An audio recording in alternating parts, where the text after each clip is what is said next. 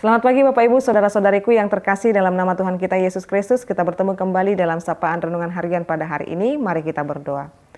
Kasih karunia Tuhan kita Yesus Kristus, kasih dari Allah Bapa dan persekutuan Roh Kudus itulah kiranya menyertai kamu. Amin. Renungan harian untuk kita pada hari ini yaitu yang tertulis dalam Injil Lukas 10 ayat 39. Perempuan itu mempunyai seorang saudara yang bernama Maria. Maria ini duduk dekat kaki Tuhan dan terus mendengarkan perkataannya. Demikian pembacaan firman Tuhan. Firman Tuhan tentang dua perempuan dalam Injil ini sudah sangat sentral kita dengarkan, yaitu Marta dan Maria, atau Maria dan Marta.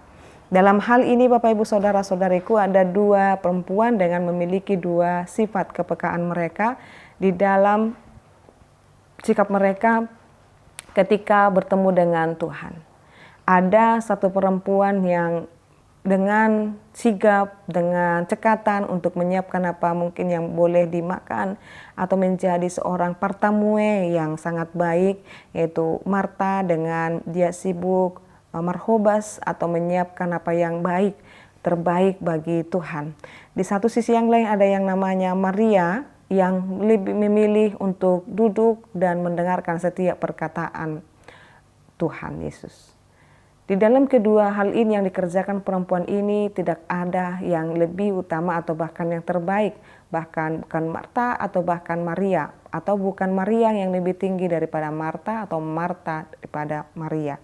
Tetapi apa yang boleh diteliti atau bahkan kita perhatikan dalam hal ini adalah ketika Marta tanda kutip menggerutu atau mengeluh mengapa Maria hanya duduk-duduk saja. Di situ letaknya Bapak Ibu. Jadi bukan persoalan karena Marta itu adalah terlalu sibuk dan maka lebih utama Maria lebih mendengar.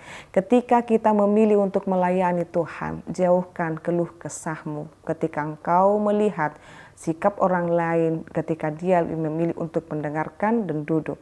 Ada banyak sikap orang merespon firman Tuhan. Dia mungkin di service language-nya mungkin bagus Bapak Ibu. Mungkin dia harus lebih menjadi pendengar, listening service-nya. Jadi apa yang boleh diperhatikan daripada hal itu adalah bagaimana sikap kita. Kalau kita melakukan hal yang benar menurut kita, tetapi disertai dengan gerutu, disertai dengan keluh kesah, disertai dengan merasa dia yang paling hebat, dia yang paling capek, dia kalau bukan karena dia semuanya tidak bisa berjalan dengan baik. Ini yang harus disoroti dalam sikap hidup.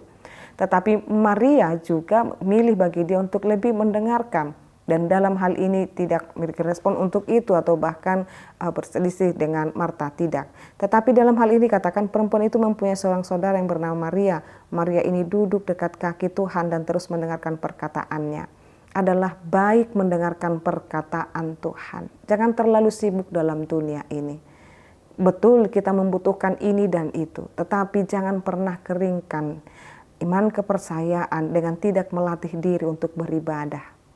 Jadi setiap hari kita harus melatih diri kita ini beribadah. Bagaimana latihan beribadah itu Inang? Yaitu dengan mendengarkan firman Tuhan. Kita telah mendengarkan firman Tuhan pada hari Minggu 25 Agustus 2024. Bagaimana kita dikatakan kuat di dalam Tuhan dengan mengenakan persenjataan, persenjataan rohani, yaitu senjata Allah. Di dalam hal ini kita harus memperlengkapi diri kita, Bapak Ibu Saudara-saudariku, untuk melawan tipu muslihat daripada iblis. Dan semua perlengkapan senjata rohani itu perlu dilatih dalam diri kita ini, yaitu latihan itu adalah latihan beribadah. Maka dalam hal ini firman Tuhan berkata, latihlah dirimu beribadah. Pasomal-somal madirim tuhadaulaton.